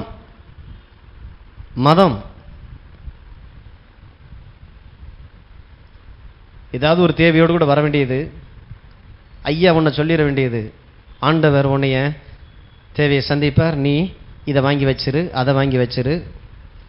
இவனும் பார்த்தீங்கன்னாக்க சரின்னு சொல்லிடுவான். சில இடங்களில் பார்த்தீங்கன்னா இந்த புண்ணிய ஸ்தலங்கள்லாம் பார்த்தீங்கன்னா பெருசாக பெல் இருக்கும். பெல்லுக்கு மேலே ஒரு பேர், நடுவில் தொங்கிக்கிட்டு இருக்கிற அந்த அடிக்கிற அந்த இடத்துல ஒரு பேர், டியூப் லைட் இருக்கும். டியூப் லைட்டில் பட்டியில் ஒரு பேர், டியூப் லைட்டில் ஒரு பேர், அதில் இருக்கிற நடுவில் இருக்கிற அந்த சோக்கில் பார்த்தீங்கன்னா 4 இன்சியலு, ஸ்டார்ட்ரு அதில் 2 இன்சியலு. இல்லை எதுக்கு என்னத்தை காட்டு தெரியுமா? இதெல்லாம் நான் வாங்கி போட்டேன், உபயம், அதனால இன்றைக்கி நான் நல்லா இருக்கிறேன். மதத்துக்கு அது சரி. கிறிஸ்துவுக்குள்ள இந்த சிலுவைக்கு அவரை சிலுவையில் வர வச்சு அவருடைய உடம்புல ஒரு சொட்டு ரத்தத்தை நீங்கள் எப்படி எடுப்பீங்க? தம்மை தாமே அன்பு கூர்ந்து சிலுவையிலே ஒப்பு கொடுத்த தேவன் இந்த இயேசுவுக்குள்ள வந்ததுக்கு அப்புறம் இப்போ நான் ஜெபிக்கிறேன், உபவாசிக்கிறேன், நான் ஆல் நைட் ப்ரேயரை போட்டேன், அமாவாசை ஜெபத்தை போட்டதுனால தான் இன்னைக்கு நான் சூப்பராக இருக்கிறேன். அதனால நீங்களும் வந்து கலந்துக்கங்க. போங்க, வேணான்னு சொல்லல, உபவாசம் இருங்க, ஜெபம் பண்ணுங்க, ஆல் நைட் ப்ரேயர் இருங்க. எல்லாம் இருக்கிறதுனால இயேசு எனக்கு ஏதோ ஒன்று தரப்போறாங்கிறது முட்டாள்தனமான காரியம். சிலுவையை நான் மறைக்கிறேன், என் ஜெபத்தை வச்சு, உபவாசத்தை வச்சு நான் மறைக்கிறேன். என்னை பார்க்குறவங்களுக்கு என்ன தெரியும்? உபவாசம் போட்டாங்க, நல்லா இருக்கிறாங்க. இயேசு தெரியாது. தெய்வ மகிமையை திருடுறது எதுக்கு ஆண்டவர் இடம் கொடுக்கறது இல்லை. அப்போ ஜெபிக்க கூடாதா? உபவாசிக்க கூடாதா? ஆல் நைட் ப்ரேயர்லாம் இருக்கக்கூடாதா? இருங்க. எதுக்கு? தேவனை அறிகிற அறிவுக்காக, இந்த சிலுவை அறிகிறதுக்காக, இந்த உறவுல நான் வளர்றதுக்காக இதெல்லாம் செய்யணுமே ஒழிய இதெல்லாம் செஞ்சாத்தான் நான் நல்லா இருப்பேன் அப்படிங்கிறது முட்டாள்தனம். அப்போ இங்கே போட்டிருக்கு கிருபை அப்படின்னாலே தேவன் தந்திருக்கிற ஈவு எல்லாமே இலவசம். தேவன் தருகிறது. காரணம், அதற்கு என்னால் விலை கொடுக்க முடியாதுன்றனால இலவசம். அந்த கிருபையினால நாம் எல்லாரும் நீதிமான்கள் ஆக்கப்பட்டு இருக்கிறபடியால் முடிக்கப்பட்ட ஒரு காரியம். இப்ப நான் பாவி இல்லை, நான் நீதிமான், நான் குற்றமற்றவன். தேவனுடைய ரத்தம் என்னை சகல பாவங்களிலிருந்து என்னை விடுதலையாக்கி இருக்கிறது. அதனாலதான் கடந்த காலத்தை குறித்து ஏதாவது ஒரு பிசாசு பேசுமானால் தைரியமா சொல்ல தெரியும், நான் இப்பொழுது நான் நீதிமானா இருக்கிறேன், இயேசுவின் ரத்தத்தினால் நான் கழுவப்பட்டவனா இருக்கிறேன். உடனே என்ன பண்ணிடுறது? ரட்சிக்கப்பட்ட பாவி. நீ பாவியா ரட்சிக்கப்பட்டியா? ரட்சிக்கப்பட்டு நம்ம பாவம் செய்யறோம் இல்லையா? அதனாலதான் பாவத்தில் நின்றதுக்கு தான் ஆண்டவர் ரத்தத்தை கொடுத்திருக்கிறார். சீக்கிரமா நீ பாவம் உண்டு என்கிற மனசாட்சி இருக்குமானால் ஓடி போய் ரத்தத்தினாலே கழுவப்பட்டு ஆண்டவரையும் ரத்தத்தினாலே நீ கழுவும். இந்த வாழ்க்கை எனக்குரிய வாழ்க்கை இல்லை. பாவம் நமக்கு இழுக்கு. இன்னைக்கு நான் பாவத்திலே நிலைத்திருக்கும்படி நான் இன்னைக்கு சிருஷ்டிக்கப்படலை. மறுபிறப்பினுடைய தன்மை பாவத்தில் வாழ்றதுக்கு உண்டானதில்லை, வாழவே முடியாது. தேவனோடு கூட இருக்கிற உறவு இருக்காது, அசிங்கப்படுத்திடும், எல்லாத்துலேயும் வீழ்ச்சியை கொண்டு வந்துடும் பாவம். அது பாவம்னு தெரிஞ்சிச்சுன்னா இயேசுவின் ரத்தத்தினால கழுவப்பட்டு விடுதலை ஆயிருங்கன்றார். விசுவாசத்தோடு கூட அதை செய்யுங்க. அப்போ இன்னைக்கு நான் நீதிமான் அப்படின்னு சொல்லி பரலோக நீதிமன்றமே இன்னைக்கு நம்மளை தீர்ப்பு எழுதியிருக்கு. இன்னைக்கு நான் நீதிமானா இருக்கிறபடியினால் இந்த நிச்சயம் வரும்பொழுது நம்முடைய கர்த்தராகிய இயேசு கிறிஸ்துவின் மூலமாய் தேவனிடத்தில் சமாதானம் பெற்றிருக்கிறோம். அப்ப எனக்கும் தேவனுக்கும் எந்த பிரச்சனை இல்லை. இன்னைக்கு பிதாவாகி தேவனோடு கூட எப்பொழுது நான் தைரியமாய் போய் நிற்க முடியும்? அப்ப இன்னைக்கு நான் உள்ள போய் தேவனுடைய ஸ்லாக்கியத்தை நான் பெற்றுக்கொள்ளணும். ஸ்லாக்கியம் எனக்கு வைக்கப்பட்டதா இருக்கிறது. அவர் மூலமாய் நாம் இந்த கிருபையில் பிரவேசிக்கும் ஸ்லாக்கியத்தை விசுவாசத்தினாலே பெற்று நிலை கொண்டிருந்து, அப்ப ஸ்லாக்கியம் எல்லாருக்கும், இந்த இயேசுவை சொந்த இரட்சகராய் ஆண்டவராய் ஏற்றுக்கொண்ட அத்தனை பிள்ளைகளுக்கும் வாய்ப்பு இருக்குது. இதை யார் பயன்படுத்துறா? இருதயத்திலே தைரியம் உள்ளவர்கள், இருதயத்திலே கிறிஸ்துனுடைய ரத்தத்தை குறித்த அறிவு, தான் நீதிமான்கிற அறிவுள்ளவங்க அந்த ஸ்லாக்கியத்தை பயன்படுத்திக்கிறாங்க. 18 வயசுக்கு மேல இருக்கிறவங்க ஓட்டு போடலாம் அப்படின்றது ஸ்லாக்கியம். யாருனாலும் வந்து ஓட்டு போட்டு தீர்மானிக்கக்கூடிய ஒரு உரிமை இன்னைக்கு இருக்குது. 50 வயசாகி ஒருத்தர் ஓட்டே போடலை அப்படின்னா யாரு பிரச்சனை? நான் ஏழை லாசரு அப்படின்னு சொல்லிட்டு நீ பரலோகம் போற வரைக்கும் அமைதியாவே இருந்துட்டு போய் சேர்ந்தா யாருக்கு பிரச்சனை? லாசருக்கு தான் பிரச்சனை. அதைத்தான் சொல்றாரு, நீ அன்னைக்கே ரட்சிக்கப்பட்ட, அன்னைக்கே நீ விசுவாசிச்சிருக்கலாம், இந்த வியாதியை நான் சிலுவையில சுமந்தேன், இந்த தரித்திரத்தை நான் சிலுவையில சுமந்திருக்கிறேன்னு சொல்லி பூமியில் இருக்கக்கூடிய ஒரு ஐஸ்வர்யவான் வாசல்லையே உட்காந்து அவங்க தருவாங்க இவங்க தருவாங்க. இன்னைக்கு நமக்குள்ள பெரிய சந்தோஷம் என்னன்னா, என்னைய வறுமை கோட்டுக்கு கீழே சேர்த்துட்டாங்க, நான் அந்த சர்டிபிகேட்டை வாங்கிட்டேன். அவ்வளோ பெருமை. வறுமை கோட்டுக்கு கீழே சர்டிபிகேட்டை நான் வாங்கிட்டேன். ஏன்னா இந்த இருந்துச்சுன்னா கஷ்டப்படுங்களுக்கு கொடுக்கக்கூடிய எல்லா சலுகையும் வந்துடும். அந்த சிலாக்கியத்தில் பிரவேசிக்கும் விசுவாசம் உள்ள வந்துடும். யாரையும் குறைய சொல்லல. நீங்க வறுமை கோட்டுக்கு கீழே இருக்கலாம், தரித்திரத்தில் இருக்கலாம், அதுலேயே இருக்கிறதுக்கான சர்டிபிகேட்டை வாங்கி வச்சுட்டு பர்த்திமேயு மாதிரி உட்காந்துடக்கூடாது. இயேசுவை குறித்து கேள்விப்பட்டு, தாவீதின் குமாரனே என் மீது இரக்கமாயிரும், சீக்கிரம் அதுல இருந்து மேலே ஏறணும் பாருங்க. அடுத்தவங்களுக்கு அந்த வாய்ப்பை கொடுத்துட்டு நீங்க வெளியில வந்து, நீயோ கடன் வாங்காது இருப்பாய், அநேக ஜாதிகளுக்கு கடன் கொடுப்பாய்ன்ற தேவ இருதயத்தை வாழ்க்கையாய் மாற்றணும். ஆசையை நம்ம வாழ்க்கையா மாற்றணும். கடவுளின் ஆசை பாருங்க. இதில் சொல்லப்பட்ட வாக்கு தத்தங்கள்லாம் உங்களை அப்படி வந்துட மாட்டீங்களா, இப்படி செஞ்சிட மாட்டீங்களா, இப்படி இருந்துட மாட்டீங்களான்னு சொல்லி ஒரு தெய்வத்துடைய இருதயம் அந்த இடத்துல வெளிப்படுது. அப்ப தேவனுடைய ஸ்லாக்கியம் இன்னைக்கு நமக்கு கிடைச்சிருக்கு. கிருபையில் பிரவேசிக்கும் ஸ்லாக்கியம். உள்ள வந்துடலாம், எல்லாருக்கும் திறந்திருக்குது கதவு. ஏன் வர்றதில்ல? தைரியம் இல்லை. அடுத்து இப்படி ஒரு வாய்ப்பு இருக்குங்கிற அறிவு இல்லை. எபேசியர் 3:12 அவரை பற்றும் விசுவாசத்தால் அவருக்குள் நமக்கு தைரியமும் திட நம்பிக்கையோட தேவனிடத்தில் சேரும் ஸ்லாக்கியமும் உண்டாயிருக்கிறது. தைரியமும் திட நம்பிக்கை, விசுவாசம். கடவுள் சொல்லி இருக்கிறார், சொன்னது அப்படியே என் வாழ்க்கையில நடக்க போகிறது. அதனாலதான் வரும் காரியங்களை குறித்து அவள் சந்தோஷப்படுகிறாளாம், புத்தியுள்ள ஸ்திரீ. வரும் காரியங்களை குறித்து. ஏன்? நிறைய விஷயங்களை நான் கடவுள்கிட்ட இருந்து வார்த்தையாய் நான் வாங்கி வச்சிருக்கிறேன், வாக்குத்தத்தங்கள் எனக்கு இருக்குது. நான் டெய்லி நான் ஜெபிக்கிற மனுஷியா இருக்கிறேன், என் குடும்பத்துக்காக, என் புருஷனுக்காக, என் பிள்ளைகளுக்காக. ஆகையினால வரும் காரியங்களை குறித்து அவள் சந்தோஷப்படுகிறாள். திட நம்பிக்கை எங்க உண்டாகுது? அப்ப தேவனுடைய வாசல்ல காத்திருக்க வேண்டிய அவசியம் இல்லை. இன்னைக்கு நான் தேவனிடத்தில் சேரும் ஸ்லாக்கியத்தை, இன்னைக்கு வாசல்ல யார் இருப்பா?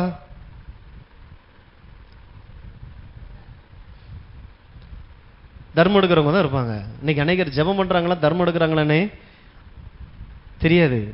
கெஞ்சுற ஆண்டவரே, மன்றாடுற ஆண்டவரே. அன்னைக்கு பார்த்தீங்கன்னா ஒரு அம்மா ஜெப குறிப்புக்காக எழுதிருக்காங்க, எப்படியாவது விடாப்பிடியா பிடிச்சு எனக்கு இந்த ஜெப குறிப்பை நீங்க வாங்கித்தாங்க ஐயா. என்னையும் உபவாசம் போட சொல்றாங்க. எப்படியாவது நீங்க உபவாசம் போட்டாது ஜெபிச்சு. ஒரு அம்மாவுக்கு உபவாசம் போட்டாச்சு ஒரு நாள்.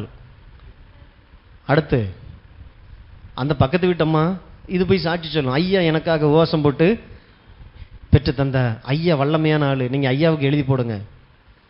அடுத்த அம்மா வருது, ஐயா நீங்க உபவாசம் போட்டீங்களா, அங்கே பதில் வந்துருச்சான், நான் ரொம்ப செத்துக்கிட்டு இருக்கேன் ஐயா எனக்காக. சரி, அடுத்த நாள். இப்படி பரவி போகுது. ஒவ்வொரு நாளும் ஒவ்வொரு ஆளுக்காரா நான் உபவாசம் போட்டேன்னா என் நிலைமை என்ன ஆகுது?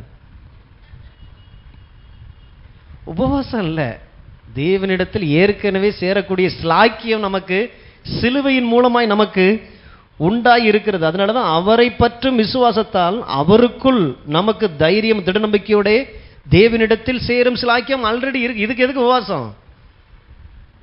திறந்திருக்கிற வீட்டுக்குள்ள போறதுக்கு எதுக்கு நான் உபவாசம் போடணும்? ஆண்டவரே எப்படியாவது அந்த பூட்டை திறந்துருங்க, எப்படியாவது அந்த கதவை திறந்துருங்க. கண்ணை திறந்து பாடுறா, ஆல்ரெடி அது திறந்து தாண்டா இருக்குது. இன்னைக்கு பிரச்சனையே கண்கள் அடைக்கப்பட்டதா தான் இருக்கு.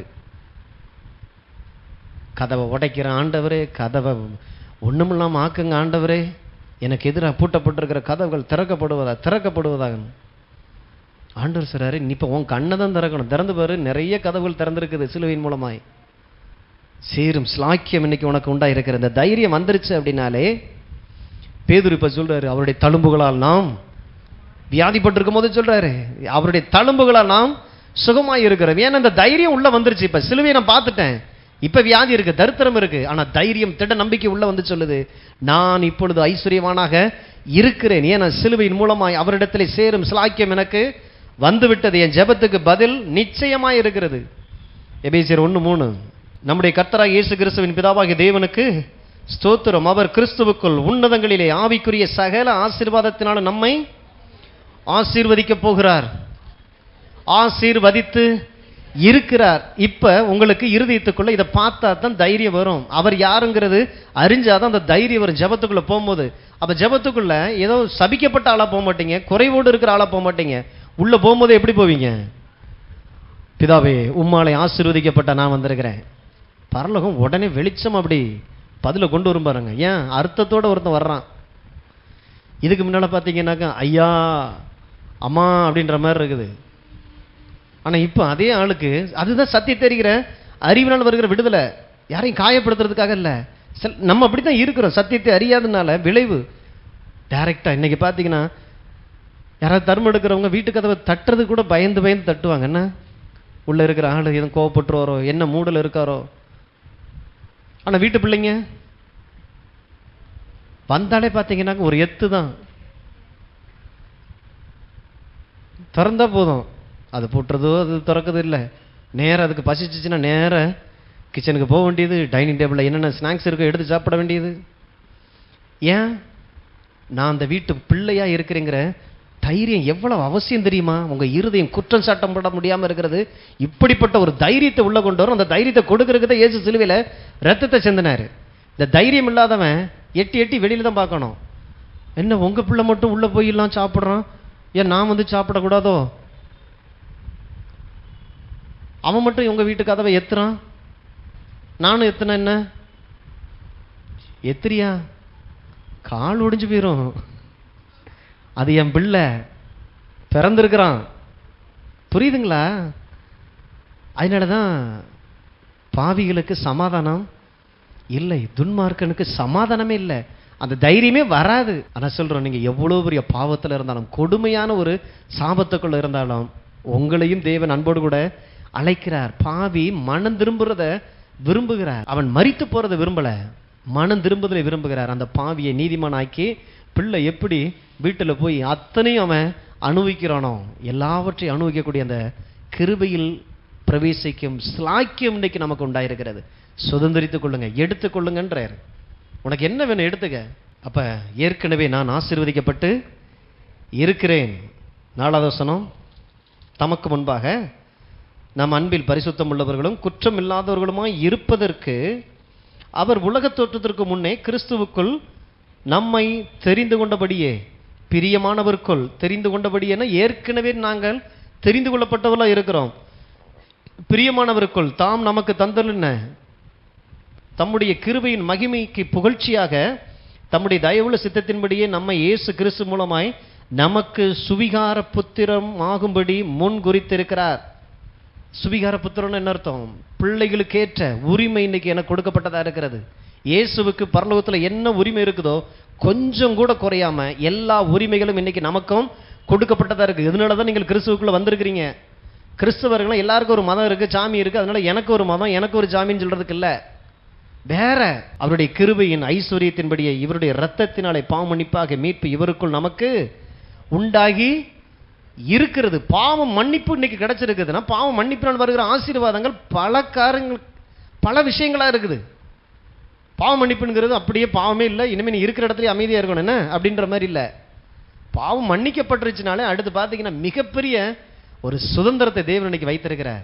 தொழில் ஆசீர்வாதம், குடும்ப வாழ்க்கையில் ஆசீர்வாதம், கணவன் மனைவி உறவுல ஆசீர்வாதம், பிள்ளைகளுடைய வளர்ப்புல ஒரு நம்பிக்கை, ஒரு ஆசீர்வாதம், இந்த உலகத்தில் மற்ற மனிதர்களுக்கு கனி கொடுக்கக்கூடிய ஒரு வாழ்க்கையே அர்த்தமுள்ளதாய் மாறும்.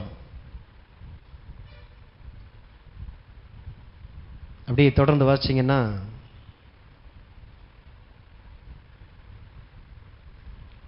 இதெல்லாம் சொல்லிட்டு இவ்வளவுலாம் இருக்குது அப்படின்னு சொல்லிட்டு 17 இருந்து ஒன்று ஆரம்பிக்கிறாரு.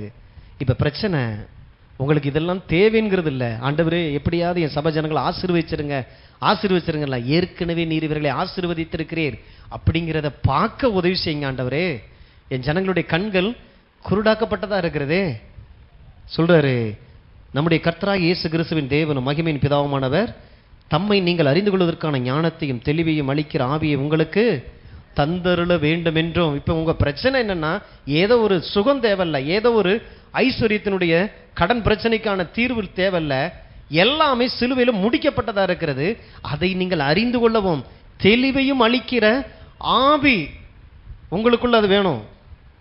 தாம் நம்மை அழைத்ததினாலே நமக்கு உண்டாயிருக்கிற நம்பிக்கை என்னதென்றும், பரிசுத்தவான்களிடத்தில் தமக்கு உண்டாயிருக்கிற சுதந்திரத்தினுடைய மகிமையின் ஐஸ்வர்யம் என்னதென்றும், தாம் கிறிஸ்துவை மரித்தோரிலிருந்து எழுப்பி அவரிடத்தில் நடப்பித்த தமது பலத்த சத்துவத்தின் வல்லமைப்படியே விசுவாசிக்கிறவர்களாகிய நம்மிடத்திலே காண்பிக்கும் தம்முடைய வல்லமையின் மேன்மையான மகத்துவம் என்னதென்று நீங்கள் அறியும்படிக்கு அவர் உங்களுக்கு பிரகாசமுள்ள மனக்கண்களை கொடுக்க வேண்டும் என்று வேண்டிக் கொள்ளுகிறேன். தேர்ந்த பவுல், முதிர்ச்சி அடைஞ்ச ஒரு மனுஷன் சொல்றாரு, இன்னைக்கு ஒவ்வொரு சபைக்கும் சபை விசுவாசிகளுக்கு தேவை ஏதோ ஒரு சுகம் தேவையில்ல, ஏதோ ஒரு பணம் தேவையில்ல, ஏதோ ஒரு பிசாசின் பிடியிலிருந்து விடுதலை தேவையில்ல.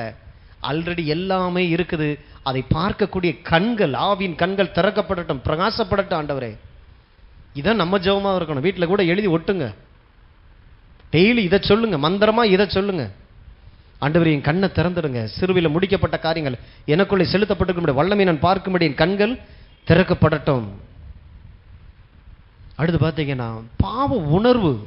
உங்க இறுதியும் குற்றஞ்சாட்டுறதை எப்படி டீல் பண்ணணும்? இயேசுவின் ரத்தத்தினால கண்கள் திறக்கப்படுறதுனால பாவ உணர்வுன்னு ஒன்று இருக்கும் பாருங்க. இந்த உணர்வு தேவனை விட்டு உங்களை தூரப்படுத்துகிறதா இருக்கிறது. லூக்கா 5 இந்த சம்பவம் தெரியும் உங்களுக்கு. பேதுரு பார்த்தீங்கன்னா ஒரு மீன் கூட இல்லாமல் வெத்து வலையை அலசிக்கிட்டு இருக்கிறார். இயேசுவை சந்திக்கிறார். இயேசு பார்த்தீங்கன்னா பிரசங்கம் பண்ணுறதுக்கு அவருடைய படகை கேட்குறார். அவரும் படகை கொடுக்குறார். அந்த சம்பவத்தை பார்க்குறோம். இன்னைக்கு அநேகர் பார்த்தீங்கன்னா இயேசுவை தன்னுடைய படகுல ஏற்றுறதுக்கே பயம். எங்கே இவர் வந்தால் சந்தோஷம் போயிருமோ, நிம்மதி போயிருமோ, சமாதானம் போயிருமோ, இந்த இயேசுவை ஏற்றுக்கொண்டோம்னா அப்படி வயசான ஆள் மாதிரி தெரியணுமோ. எல்லாரும் சொல்லுவாங்க, அண்ணா சின்ன வாலி வயசுலேயே பைபிளை தூக்கும் போதே சொன்னாங்க, இதெல்லாம் இப்பயாட எடுப்பாங்க, இப்பெல்லாம் அனுபவிக்கிறது எவ்வளோ விஷயம் இருக்குது, இதெல்லாம் கடைசி காலத்தில் தான், சாக போகிறதுக்கு முன்னால் எடுத்துகிட்டு இப்படி உட்காரணும், இப்போ போய் உட்காந்துக்கிட்டு ஏமாத்துறாங்க. இயேசுக்கு உங்கள் வாழ்க்கை வாலிப பிராயத்திலே உன் சிருஷ்டிகரை நினை, நிறைய காரியங்கள் இந்த பூமியில் செஞ்சுட்டு போயிடுவேன்.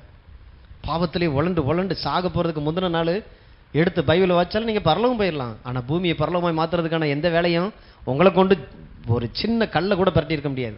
யாருக்கும் ஆசீர்வாதம் இல்லாமல் வாழ்நாள் முழுசும் எப்பா இது செத்து தொலைஞ்சா நல்லா இருக்குன்ற மாதிரியான ஒரு வாழ்க்கை. சோத்துக்கு கேடு, பூமிக்கு பாரம். லிட்டரல் நிறைய பேர் அப்படி தான் வாழ்ந்துட்டு இருக்கிறாங்க. அப்படிப்பட்டவங்களுக்கும் அநேகருக்கு அப்படிப்பட்ட ஒரு சூழ்நிலையை மாற்றி அதே இடத்துல ஐயா உன்னாலதான் ஐயா நான் நல்லா இருக்கிறேன்னு சொல்லக்கூடிய ஒரு வாழ்க்கை, அந்த மறுரூப வாழ்க்கை இயேசு மாத்திரம் தான் தருகிறார். அதனால தான் அப்படிப்பட்டவங்க கூட இந்த சத்தத்தை கேட்குறவங்க கூட சில நேரங்கள் மனசு உடஞ்சிடறோம். சிலர் கேட்டு என்ன ஆயிரப்போகுது சொல்லத்தானே செய்கிறாங்க, அப்புறம் நாளைக்கு வந்து சாப்பிடணும் இல்லையா, கோச்சிட்டு போனா அப்படின்ற மாதிரியே இருப்போம். வாழ்க்கை கனி கொடுக்கணும், தேவனுக்காக உங்கள் வாழ்க்கையை அர்ப்பணிங்க. அப்போ இங்கே பேதுரு தன்னுடைய படகு கொடுக்குறார். இயேசு அதை யூஸ் பண்ணிட்டு திருப்பி கொடுக்கும் பொழுது மிச்சம் எடுக்கக்கூடிய அளவில் ராம் முழுவதும் பிரயாசப்பட்டு ஒன்றுமில்லாத ஒரு மனுஷன் வாழ்க்கையில் கிறிஸ்து உள்ள வந்த மாத்திரத்தில் அந்த வார்த்தை அனுப்பப்படுகிறது. வார்த்தையினுடைய மறுரூபம் அவன் பரம்பரையே மீன் பிடிக்கிற பரம்பரை. அப்படிப்பட்ட பரம்பரையிலிருந்து இன்னைக்கு பார்த்தீங்கன்னா ஒரு மனிதன் தேவனுடைய சந்திப்பை பெற்று வார்த்தையை பெற்ற மாத்திரத்தில் ஆழத்தில் தள்ளி கொண்டு போய் வலைகளை போடுன்றார். போட்டா 2 படகு அமிலத்தக்கதனாம இது வரைக்கும் ஹிஸ்டரியிலேயே பிடிக்க முடியாத ஒரு லாபம், மீன்களை பிடித்தான். இப்ப பிரச்சனை என்னன்னாக்கா அமிழ்ந்து படகு அமிலக்கூடிய அளவுக்கு ஆசீர்வாதம் உள்ள.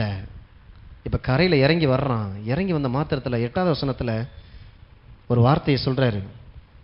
சீமோன் பேதுரு அதை கண்டு இயேசுவின் பாதத்தில் விழுந்து, ஆண்டவரே, நான் பாவியான மனுஷன், நீர் என்னை விட்டு போக வேண்டும் என்றான். எதுக்கு? இப்போ உங்களுக்கு இப்படி ஒரு காரியம் ஒன்று நடக்குதுன்னா நீங்கள் என்ன சொல்லுவீங்க? இப்போ நீங்கள் ஒரு கடை நடத்திட்டு இருக்கிறீங்க, தொழில் நடத்திட்டு இருக்கிறீங்க. இப்போ இயேசு சந்திக்கிறீங்க, ஒன்றுமே இல்லை, கல்லாவை திறந்து பார்த்தாலும் எம்டியாகவே இருக்குது. இப்போ இயேசு வர்றார், அவர் சொல்லி ஒரு வார்த்தையின்படி நீங்கள் ஒரு காரியம் செய்கிறீங்க, லாபம் ஆயிடுச்சு. என்ன சொல்லுவோம்? என்ன சொல்லுவோம்? ஆண்டவரே, என்னை விட்டு போகவே போயிடாதீங்க, என்னால் லாபம். பேதுரு ஏன் அதை சொன்னாரு? தான் பாவிங்கிற உணர்வு வந்தா முன்னால இருக்கிறது பெரிய ஆசீர்வாதத்தினுடைய ஊற்று, கிருபையின் ஊற்றே இருந்தாலும் இவங்க பின்னால போயிடுறாங்க. இன்னைக்கு நிறைய பேருடைய நிலையே இதுதான். பாவத்திலேயே வாழ்ந்து கிடந்துக்கிறது. கடவுள் என்னதான் நல்லது சொன்னாலும் அது தனக்குரியதாவே வராது, அதை எடுத்துக்கொள்ள மனசே வராது. கிறிஸ்தவர்களுடைய நிலைமை இது. இயேசுவை சந்தித்த ஒரு மனிதனுடைய நிலைமை இது. பாவ உணர்வு ஒரு மனிதனுக்குள்ள இருக்குமானால் அந்த தேவன் பரம காரியங்களை கொண்டு வந்து சொன்னாலும் என்னதோ இது மூணாம் பட்சமா அப்படி கடந்து போற ஒரு வாழ்க்கை. நான் பாவி, என்னை விட்டு நீர் போயிரும், இது எவ்வளவு பெரிய லாபத்தை நான் மிஸ் பண்றேன். இன்னைக்கு எத்தனை பேர் இந்த சிலுவையை மிஸ் பண்ணிட்டு இருக்காங்க தெரியுமா? ஏன்னா தான் பாவிங்கிற அந்த உணர்வு இதுல இருந்து வெளியில வர்றதுக்கு தெரியல. நிறைய பேருக்கு பிரச்சனை பண்ண தெரியும், அந்த பிரச்சனையை சரி பண்ண தெரியாது. தெரியுமா? கிறிஸ்துவ வாழ்க்கைங்கிறது பிரச்சனையை சரி பண்ற வாழ்க்கை. அதனாலதான் ஆதி அவன் ஆரம்பிக்கும் போதே பிரச்சனையிலிருந்து ஆரம்பிச்சு அதை சரி பண்றதுல தான் முடியுது. ஒழுங்கன்மை வெறுமையும் பூமியானது ஒழுங்கன்மை வெறுமையும் இருளுமாய் இருக்கிறது, பிதாவாகிய தேவன் அதை சரி பண்ணுகிறார். இப்ப கடைசி அதிகாரத்தில் வசனத்துல பார்க்கிற மிகவும் நன்றாயிருந்தது. ஒன்னு ஆரம்பிக்கிறார், படு பிரச்சனைக்குள்ள போகுது, அந்த பிரச்சனையை சரி பண்ணி சூப்பரா மாத்துட்டு இப்ப சொல்றாரு மிகவும் நன்றா. இதுதான் கிறிஸ்தவ வாழ்க்கை. கிறிஸ்தவன் அப்படின்னா முதல்ல உங்களுக்கு அந்த தைரியம் வரட்டும். என் வாழ்க்கையில எப்படிப்பட்ட போராட்டம், எப்படிப்பட்ட பிரச்சனையா இருந்தாலும் என்னால் அதை சரி செய்ய முடியும். ஏன்னா எனக்குள்ள இருக்கிறவர் இந்த பிரச்சனையை பார்க்கலும் பெரியவராய் இருக்கிறார். முதல்ல இந்த பாவ உணர்வு இதுக்கு இல்லை. நமக்கும் கடவுளுக்குமான இருக்கிற அந்த உறவுல இருந்து நம்மளை தூர தள்ளுது பாருங்க. பெரிய ஊற்று, ஆசீர்வாதத்தினுடைய ஊற்று முன்னால இருக்குது. என்னை விட்டு போய்விடும் அப்படின்றான். எதுக்காக அப்படி சொன்னானா? 9வது வசனம், அவர்கள் திரளான மீன்களை பிடித்தது நிமித்தம் அவனுக்கு அவனோடு கூட இருந்த யாவருக்கும் பிரமிப்புண்டானபடியினால் அப்படி சொன்னான். மிகப்பெரிய ஆசீர்வாதத்தை பார்த்துட்டு, இல்லையே இந்த ஆசீர்வாதத்துக்கு நான் தகுதியே இல்லையே, ஏன்னா நான் யாருன்னு எனக்கு தெரியும், தகுதியே இல்லையே. நிறைய ஆசீர்வாதங்களை விட்டு பின்னால போறது காரணம் நமக்கு இதுதாங்க, நமக்கு இதுதான். பாவ உணர்வு அவ்வளவு கொடூரமானது. அப்ப நீதிமான் அப்படிங்கிற அந்த ஒரு உணர்வு தான் நம்மளை இந்த பூமியில ஆசீர்வாதமாய் மாற்றும். அப்ப நமக்குள்ள இந்த பாவம் உண்டுங்கிற அந்த உணர்வுலேருந்து விடுதலை ஆக்கப்படணும். எபிரேயர் 10. எதுக்கு இதெல்லாம் சொல்றோம்னா, அதோடு கூட விளையாடாதீங்க, பாவத்தோடு விளையாடாதீங்க, பிசாசோடு விளையாடாதீங்க. அவன் மனுஷ கொலைபாதகன். உங்க மனதுக்குள்ளாக இருக்கிற அந்த குற்ற உணர்வை வச்சே உங்களை தூர தள்ள முடியும். எபிரேயர் 10:19. ஆகையால் சகோதரரே, நாம் பரிசுத்த ஸ்தலத்தில் பிரவேசிப்பதற்கு இயேசுவானவர் தமது மாம்சமாகிய திரையின் வழியாய் புதிதும் ஜீவனுமான மார்க்கத்தை நமக்கு உண்டு பண்ணினபடியால் அந்த மார்க்கத்தின் வழியாய் பிரவேசிப்பதற்கு அவருடைய இரத்தத்தினாலே நமக்கு தைரியம் உண்டாயிருக்கிறது. துர் மனசாட்சி நீங்க தெளிக்கப்பட்ட இருதயம் உள்ளவர்களாயும் சுத்த ஜலத்தால் கழுவப்பட்ட சரீரம் உள்ளவர்களாயும் உண்மையுள்ள இருதயத்தோடும் விசுவாசத்தின் பூரண நிச்சயத்தோடும் சேரக்கடவும். எவ்வளவு பெரிய ஸ்லாக்கியம் இன்னைக்கு நமக்கு இருக்குது. மகா பிரதான ஆசாரியர். ஆசாரியர் எதுக்கு? ஒருத்தர் பாவம் பண்றான்னா அந்த பாவத்துக்கு பரிகாரம் செலுத்தக்கூடிய வேலையை செய்யறவர் தான் ஆசாரியர், பலி செலுத்துறாங்க. ஆனா இன்னைக்கு இயேசுவை எனக்கான ஆட்டுக்குட்டி, அவரே எனக்கான பலி, அவரே எனக்கு ஆசாரியராகவும் இருக்கிறார். அப்புறம் எப்படி பாவம் உண்டுங்கிற அந்த மனசாட்சி இருக்கும்? ஆண்டவரே, இன்றைக்கு இருப்பதை பார்க்கலாம் 1000 மடங்கு நீ ஆசீர்வதியும். வெண்கல கதவுகளை உடைத்து இருப்பத்தால் பல்களை முறித்து எல்லாத்தையும் கொண்டு வந்தா தான் நான் பாவின்னு தான் முன்னாலே வந்து நிற்கிறாரு. ஆண்டவரே, என்னை விட்டு போய்விடும். ஏன்? வெண்கல கதவு உடைச்சு இப்படி காட்டும் போதே இதுக்கு நமக்கு தகுதி இல்லை. அந்த இருதயம் முதல்ல மாறட்டும், அதுக்கப்புறம் வெண்கல கதவு உடைச்சு ஆண்டவரே காட்ட ரெடியா இருக்கிறாரு. இன்னைக்கு நிறைய பேருக்கு பிரச்சனை என்ன? ஆன்றதுக்குள்ளே செத்து போயிடக்கூடாது. ஆசீர்வாதத்தை பார்த்த மாத்தத்துல நீ சாகாதபடிக்கு தான் சில விஷயங்களை நம்ம மறைச்சு வைக்க வேண்டியதா இருக்கு தம்பின்றாரு. தைரியம் உண்டாயிருக்கிறது.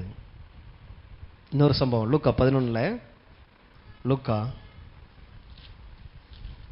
11ஆம் அதிகாரம் 1 பார்த்தீங்கன்னா ஜெபம் பண்ணுறதை குறித்து இங்கே எஸ்எஸ்எல் கேட்டிருப்பாங்க. ஆண்டவரும் இங்கே ஜெபம் பண்ண கற்றுக் கொடுத்துருப்பார். அப்படியே முடிச்சுட்டு அதை தொடர்ந்து சொல்கிறாரு. 9ஆம் வசனம், மேலும் நான் உங்களுக்கு சொல்லுகிறதாவது, கேளுங்கள் அப்பொழுது உங்களுக்கு கொடுக்கப்படும், தேடுங்கள் அப்பொழுது கண்டடைவீர்கள், தட்டுங்கள் அப்பொழுது உங்களுக்கு திறக்கப்படும். ஏனென்றால் கேட்கிறவன் எவனும் பெற்றுக்கொள்கிறான், தேடுகிறவன் எவனும் கண்டடைகிறான், தட்டுகிறவனுக்கு எவனுக்கும் அது திறக்கப்படுகிறது. உங்களில் தகப்பனாய் இருக்கிற ஒருவனிடத்தில் மகன் அப்பம் கேட்டால் அவனுக்கு கல்லை கொடுப்பானா? மீனை கேட்டால் மீனுக்கு பதிலாக பாம்பை கொடுப்பானா? அல்லது முட்டையை கேட்டால் அவனுக்கு தேலை கொடுப்பானா? பொல்லாதவர்களாகிய நீங்கள் உங்கள் பிள்ளைகளுக்கு நல்ல ஈவுகளை கொடுக்க அறிந்திருக்கும் போது நல்ல பரமபிதாவானவர் தம்மிடத்தில் வேண்டிக் கொள்ளுகிறவர்களுக்கு பரிசுத்த ஆவியை கொடுப்பது அதிக.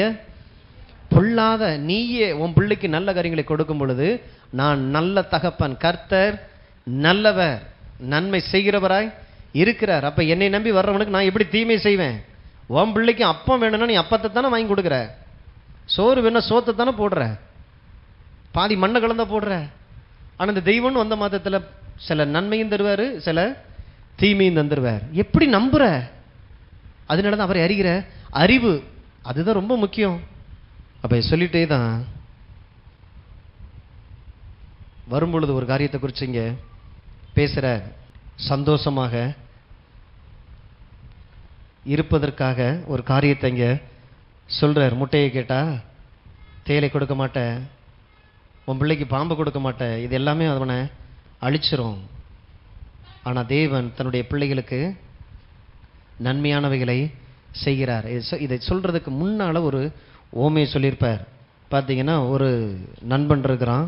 5ஆவது வசனம், லூக்கா 11:5. பின்னும் அவர் அவர்களை நோக்கி, உங்களில் ஒருவன் தனக்கு சிநேகிதனாக இருக்கிற இடத்தில் பாதி ராத்திரியிலே போய், சிநேகிதனே, என் சிநேகிதன் ஒருவன் வழிப்பிரயாணமாக என்னிடத்தில் வந்திருக்கிறான், அவன் முன் வைக்கிறதுக்கு என்னிடத்தில் ஒன்றுமில்லை, நீ 3 அப்பங்களை எனக்கு கடனாக தர வேண்டும் என்று கேட்டான். வீட்டுக்குள் இருக்கிறவன் பிரதியுத்தரமாக, என்னை தொந்தரவு செய்யாதே, கதவு பூட்டி ஆயிற்று, என் பிள்ளைகள் என்னோட கூட படுத்திருக்கிறார்கள், நான் எழுந்திருந்து உனக்கு தரக்கூடாது என்று சொன்னான். பின்னும் தனக்கு அவன் சிநேகிதனாய் இருக்கிறது நிமித்தம் எழுந்து அவனுக்கு கொடாவிட்டாலும் தன்னிடத்தில் அவன் வருந்தி கேட்கிறது நிமித்தமாவது எழுந்திருந்து அவனுக்கு தேவையானவைகளை கொடுப்பான் என்று உங்களுக்கு சொல்லுகிறேன்.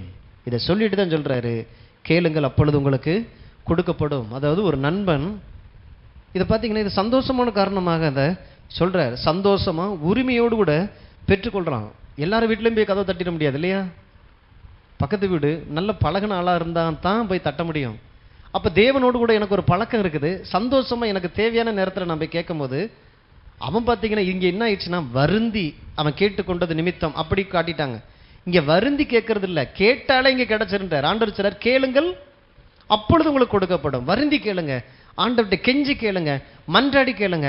இந்த அவங்க மூலமா, இந்த இவங்க மூலமா, அந்த புனிதர் மூலமா, இந்த டைரக்டாக வாண்டாரு. கதவு திறந்தே இருக்குது, நீ என் பிள்ளை. இப்போ என் பிள்ளை பக்கத்து வீட்டு அம்மாட்ட சொல்லி எங்கள் அப்பாட்ட எப்படியாவது சொல்லி எனக்கு பீஸு கட்ட சொல்லிருங்கத்த, எப்படியாவது நீங்கள் சொன்னாதான் எங்கள் அப்பா கேட்பாரு. அது சரியான ஒரு உறவு இல்லை. அப்பாவும் அத்தை சொல்லி தான் கேட்குறாரு அப்படின்னாலுமே அதுவும் சரியான உறவு அதுவும் சரியான உறவு இல்லை. அப்பா அத்தை சொல்லி கேட்கக்கூடாது. அப்பா தன் நீதியை விட்டு விலகுறாரு.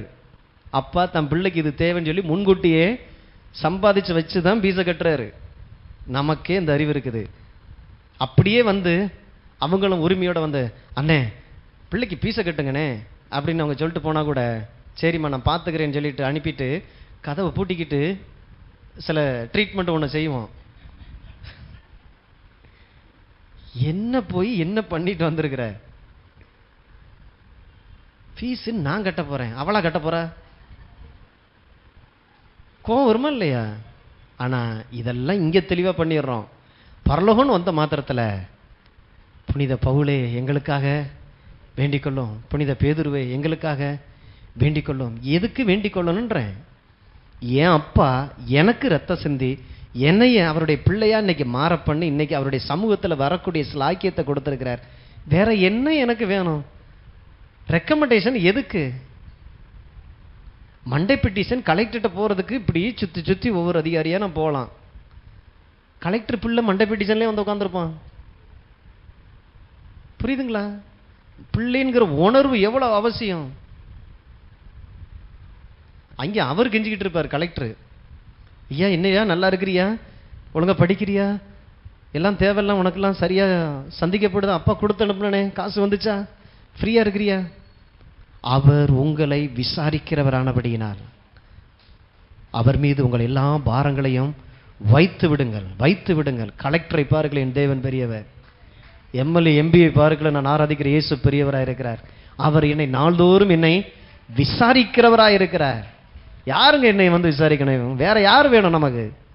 கடவுளோடு கூட இருக்கிற நெருக்கம், அந்த உறவு தான் உங்களை அடுத்த கட்டத்துக்கு உங்களை தூக்கும் பாருங்க.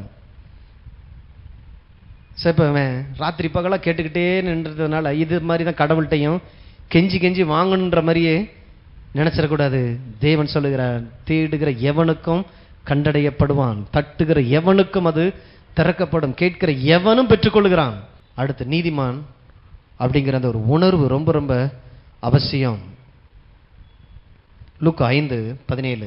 பின்பு ஒரு நாள் அவர் உபதேசித்துக் கொண்டிருக்கிற போது கலிலியா யூதேயா நாடுகளில் உள்ள சகல கிராமங்களிலும் எருசலேம் நகரத்திலும் இருந்து வந்த பரிசேயரும் நியாயசாஸ்திரிகளும் உட்கார்ந்திருந்தார்கள். அப்பொழுது பிணியாளிகளை குணமாக்கத்தக்கதாக கர்த்தருடைய வல்லமை விளங்கிற்று.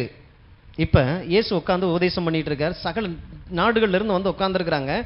கர்த்தருடைய சுகமாக்கக்கூடிய வல்லமை அங்கே விளங்கிற்று. அதாவது வல்லமை வெளிப்படுகிற ஒரு இடமா அந்த இடமே மாறிடுச்சு. இப்ப பாத்தீங்கன்னா அப்பொழுது சில மனுஷர் திமிர்வாதக்காரன் ஒருவனை படுக்கையோடு எடுத்துக்கொண்டு வந்து அவனை உள்ளே கொண்டு போகவும் அவர் முன்பாக வைக்கவும் வகை தேடினார்கள். உள்ள வகை தேடி பார்க்குறாங்க, ஏதாவது இவனுக்கு எப்படியாவது சுகத்தை கொடுத்துரு. ஏன்னா உள்ளுக்குள்ள வல்லமை விளங்குகிற அந்த குணமளிக்கக்கூடிய வல்லமை இங்கே இப்போ வேலை செஞ்சுக்கிட்டு இருக்குது. கண்டுபிடிச்சிட்டாங்க.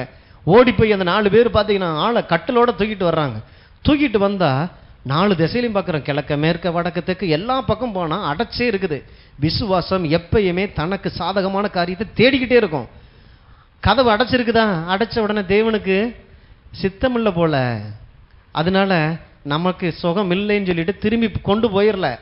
சுற்றி சுற்றி பார்க்குறாங்க, எல்லா பக்கமும் ஜன கூட்டம், உள்ள போக முடியல.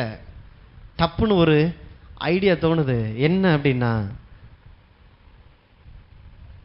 19 ஜனக்கூட்டம் மிகுதியாக இருந்தபடியால் அவனை உள்ளே கொண்டு போகிறதுக்கு வகை காணாமல் வீட்டின் மேல் ஏறி தட்டோடுகள் வழியாய் ஜனங்களின் மத்தியில் இயேசுவுக்கு முன்பாக அவனை படுக்கையோடே கொண்டு வந்து, என்ன அர்த்தம்? சுகமாக்கக்கூடிய வல்லமை சிலுவைக்குள்ள இருக்குது, நான் சுகமாகாம இந்த இடத்தை விட்டு நான் எந்திக்க போறதே இல்லைன்னு சொல்லி, அதனாலதான் ஆண்டவர் யாக்கோபுல சொல்றாரு, ஊக்கமான ஜெபம், ஊக்கமான ஜெபம் பண்ணுன்றாரு. 2 தடவை ஜெபம் பண்ணிட்டு நடக்கலைன்னு ஒன்று சுகம் உனக்கு இல்லைன்ட்டு போயிடாத. உனக்காக தான் சிலுவையில் நான் சம்பாதிச்சு வச்சிருக்கிறேன், உனக்காக தான் ஐஸ்வர்யத்தை சம்பாதிச்சிருக்கிறேன், பாவ மன்னிப்பை சம்பாதிச்சு வச்சிருக்கிறேன், சமாதானமான வாழ்க்கையை நான் சிலுவையில் சம்பாதிச்சு வச்சிருக்கிறேன். 2 தடவை கேட்டு பார்த்தேன், எனக்கு கிடைக்கலன்னு சொல்லிட்டு திரும்பி போயிடாத. அது தெய்வத்தினுடைய ஆசீர்வாதத்தை இழந்து போற. அதுக்கு தான் விசுவாசம் தைரியம் தேவை பாருங்க. ஏன் இது பாதியோட குறையுதுன்னா உள்ளுக்குள்ள பாவ உணர்வு. அப்ப நான் நீதிமான்கிற உணர்வு வரும்பொழுது விசுவாசம் தனக்கு ஏற்ற சூழ்நிலையை தேடிக்கிட்டே இருக்கும். கிடைக்கிற வரைக்கும் அந்த இடத்தை விட்டு நகலாது. இந்த இயேசு நம்பி வந்துட்டேன், நிச்சயமா எனக்கு ஒரு வாழ்க்கை உண்டு, என் தரித்திர நிலை மாறுது, என் அவமான நிலை மாறுது, மற்ற மனுஷருக்கு முன்பாக நான் தலை குனிஞ்சு வாழ்ந்துட்டு இருக்கிற நிலையில இருந்த தேவன் என்னை உயர்த்துகிற தேவனை கண்டுபிடிச்சிட்டேன். இவர் நல்லவராக இருக்கிறார். இந்த உலகத்தில் உள்ள எந்த மனிதனை பார்க்கல நான் தேடி வந்த இயேசு நல்லவர். விசுவாசம் உள்ள வர ஆரம்பிச்சிருது. கரெக்டா தேடி பார்த்தா வழி இல்லை, வழியை உண்டாக்குவோம். ஏறிட்டானோ மேல ஓட்டை பிரிச்சுட்டு இயேசு உட்காந்துருக்கிற இடத்துக்கு நேரம் இறக்கிட்டான். எப்படி இருந்திருக்கு அந்த சம்பவத்தை பாருங்களேன். என்ன ஒரு விசுவாசம் அது! விசுவாசம்னா அப்படி இருக்கணுங்க. திட நம்பிக்கையும் தைரியமும் இந்த தேவனிடத்தில் இருக்கு. நான் ஏன் தோற்று போனவனா இருக்கணும்? படிக்காதவனா இருக்கலாம், எங்க அப்பா பெரிய பணக்காரர் இல்லாம இருக்கலாம், எனக்கு எந்த நன்மைக்கான எந்த ஆதாரம் இல்லாம இருக்கலாம். வார்த்தை இருக்குது, நான் இயேசுவை ஆராதித்துக் கொண்டிருக்கிறேன், அவரிடத்தில் எனக்கு தேவையான எல்லாம் இருக்குது. என் கடந்த காலம் எல்லாம் தோல்வியா இருந்திருக்கலாம். இன்னைக்கு நினைச்சாலும் உங்க வாழ்க்கையில் ஒரு திருப்புமுனையை தேவனால் உண்டாக்க முடியும். காரணம் உங்களுக்குள்ள அந்த விசுவாசமும் அந்த தைரியம் உள்ள வர்றது அவசியம். அதுக்கு தான் பாவத்தோடு கூட விளையாடாதீங்க, இந்த தைரியம் இல்லாம போயிடும். கட்டி உள்ள இறக்கிட்டான் பாருங்க.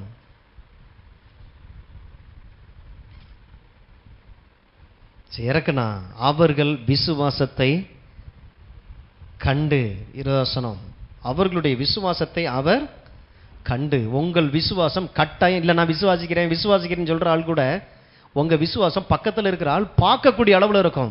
உங்க பேச்சில் ஒரு தைரியம், உங்க ஜெபத்தில் ஒரு தைரியம், உங்க ஆட்டிடியூடில் ஒரு தைரியம் ஒன்று இருக்கும் பாருங்க. நிச்சயமா எனக்கு நடக்கும், தேவன் சொல்லி இருக்கிறார், அது பார்க்கக்கூடிய அளவில் இருக்கும் அந்த விசுவாசம். அவர்கள் விசுவாசத்தை கண்டு. திமிர்வாதக்காரனை நோக்கிய மனுஷனே, உன் பாவங்கள் உனக்கு மன்னிக்கப்பட்டது என்றார். இவன் சுகத்தை கேட்டு வந்திருக்கான். ஆனா ஆண்டவர் என்ன சொல்றாரு? உன் பாவம் உனக்கு மன்னிக்கப்பட்டது. ஏன்னா பாவத்தினுடைய விளைவு தான் வியாதி, தரித்திரம் எல்லாமே. அப்போ ஒரு மனிதன் வியாதியில் இருக்கிறான்னா பாவத்தில் இருக்கிறான்னு நினைச்சிடக்கூடாது. பாவத்தின் மூலமாக வியாதி உள்ள வந்துருச்சு. பாவம் செய்யாதவர்களையும் அது இன்னைக்கு ஆளுகை செய்யுது. குழந்தைக்கும் இன்னைக்கு வியாதி வருது இல்ல? என்ன அர்த்தம்? அது இருக்கிற உலகத்துக்குள்ள இந்த குழந்தை இன்னைக்கு இருக்குது. இப்ப அந்த வியாதியை, அந்த பாவத்தை ஒண்ணுமில்லாம அழிக்கிறதுக்கு தான் இயேசு இந்த பூமியில ரத்தத்தை சிந்தினார். பூமி கிறிஸ்துவனுக்குரியது, பூமி கிறிஸ்துவுக்குரியது. ஆண்டு கொள்ளுங்கள் என்று சொல்லி தேவன் அவர்களை ஆசீர்வதித்திருக்கிறார். இன்னைக்கு நாம் ஆளுகை செய்கிறவர்களா இருக்கிறோம். எந்த சூழ்நிலையிலும் நான் திட நம்பிக்கை, அந்த தைரியத்தை விட்டு விடாதபடி இன்னைக்கு நமக்குள்ள ஒரு தைரியம் உண்டாகணும். இதை விட்டுவிட்டு நான் ஆண்டவர்கிட்ட கெஞ்சுறேன், மண்டாடுறேன். ஐயா பார்த்தீங்கன்னாக்க 40 நாள் உபவாசம் போட்டுட்டு இருக்காரு. ஐயாவும் பார்த்தீங்கன்னாக்க கவனம், இன்னைக்கு நான் 40 நாள் உபவாசம் போடுறேன். யார் யாருக்கு என்னென்ன ஜெப குறிப்பு இருக்குதோ சீக்கிரம் சீக்கிரம், ஏன்னா 40 நாள் முடிய போகுது. தேவையில்லைன்றேன். கேட்டா தருகிற ஒரு தேவன் இருக்கும் பொழுது நான் என்னத்துக்கு 40 நாள் உபவாசம் போடக்கூடாதுல்ல? போடுங்க, அது தேவனோடு கூட இருக்கிற உறவுக்காக போடுங்க. ஏதோ ஒன்று நன்மையை வாங்குறதுக்காக போடக்கூடாது. அப்ப எனக்குள்ள ஒரு தைரியம், என் விசுவாசம் தேவன் காணக்கூடிய அளவில் இருக்கட்டும். யார் என்னை விட்டு போறியா போ, இந்த இயேசுவை நான் நம்புறதுக்காக நான் சில இழப்புகளை சந்தித்தேன், பரவாயில்ல, என் விசுவாசம் வெளிப்படுத்தப்படுகிறது. அந்த மாதிரி நேரத்தில் தேவன் காணக்கூடிய அளவில் இருக்கு, மற்ற மனிதர்கள் காணக்கூடிய அளவில் இருக்கும். கர்த்தர் ஒரு பொழுதும் இங்கே வெட்கப்படுத்த மாட்டார். திமிர்வாதக்காரன் வரும்பொழுது அவனை 4 பேர் தூக்கிட்டு வந்தான். இப்போ இவன் கட்டில தூக்கி தோல் வச்சுட்டு இவன் நடந்து போயிட்டான். இயேசுவை நம்பி வந்தா அதான் மாற்றம். இந்த மாபெரும் மாற்றம் கட்டாயம் உண்டாகணும். சரியாயிருச்சுயா, ஆனாலும் நான் கட்டில படுத்துக்கிறேன், என்னை தூக்கிட்டு வந்த மாதிரி அழுங்காம என்னை கொண்டு போய் வீட்டில் இறக்கி விடுங்க. உன்னைய இது வரைக்கும் சுமந்ததை இப்போ நீ சும. கட்டில் உன்னை சுமந்துச்சு இல்லையா?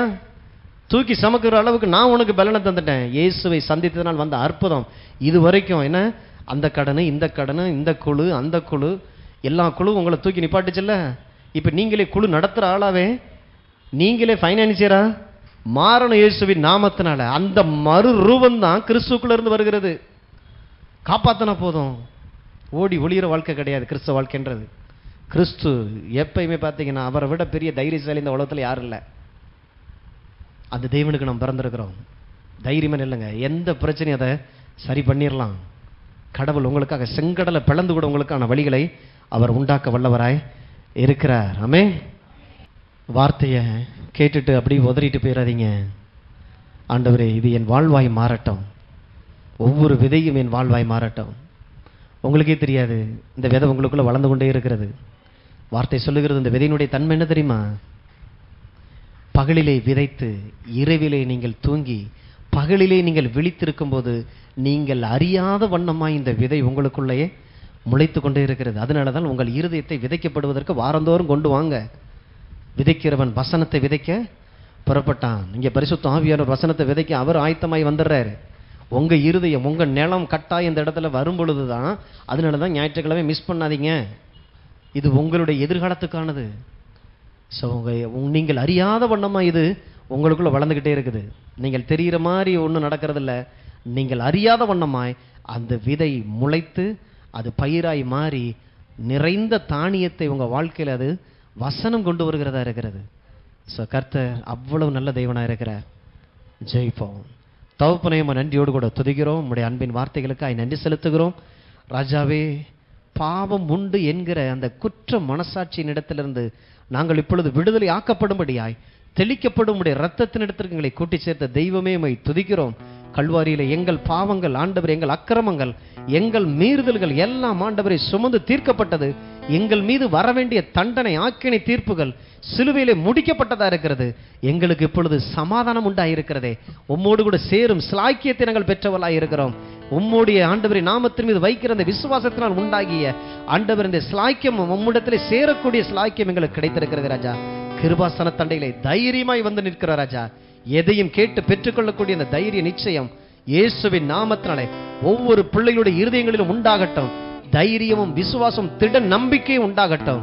தேவன் ஒருவர் உண்டென்று விசுவாசித்து தம்மை தேடுகிறவர்களுக்கு அவர் பலன் அளிக்கிறவர் என்பதை ஒவ்வொரு நாளும் பிள்ளைகள் அனுபவிப்பார்களாக. ஆசீர்வதிக்கிறேன் ஆண்டவரே. விசுவாசம் காணக்கூடிய அளவிலே அது செயல்படுவதாக, வாயின் வார்த்தைகளிலே செயல்களிலே ஆண்டவரே உம்மை நம்புகிறது வெளியே தெரியக்கூடிய அளவிலே ஒவ்வொருடைய வாழ்க்கையிலும் ஆண்டவர் அது நிரூபிக்கக்கூடியதாக இருக்கட்டும் ராஜா. ஆசீர்வதிக்கிறேன் ஆண்டவரே. விசுவாசத்திற்கேற்ற அந்த ஸ்லாக்கியத்தை பெற்றிருக்கிற நம்முடைய பிள்ளைகளுக்கு ஏற்ற அந்த வாழ்க்கை வாழ ஒவ்வொருவருக்கும் நீர் ஏற்படுத்தியிருக்கிற சுதந்திரத்தை அனுபவிக்க இயேசுவின் நாமத்தில் ஆசீர்வதிக்கிறேன். ஆமென்.